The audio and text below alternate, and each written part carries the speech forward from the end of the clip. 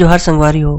अगर आप मन ला हमार वीडियो पसंद ही तो वीडियो ला लाइक करो और चैनल ला सब्सक्राइब जरूर करो और हाँ बेल आइकन ला जरूर दबाओ ताकि हमार नवा अवैया वीडियो आप मन ला सबले पहले मिले। जय जोहार, जय छत्तीसगढ़।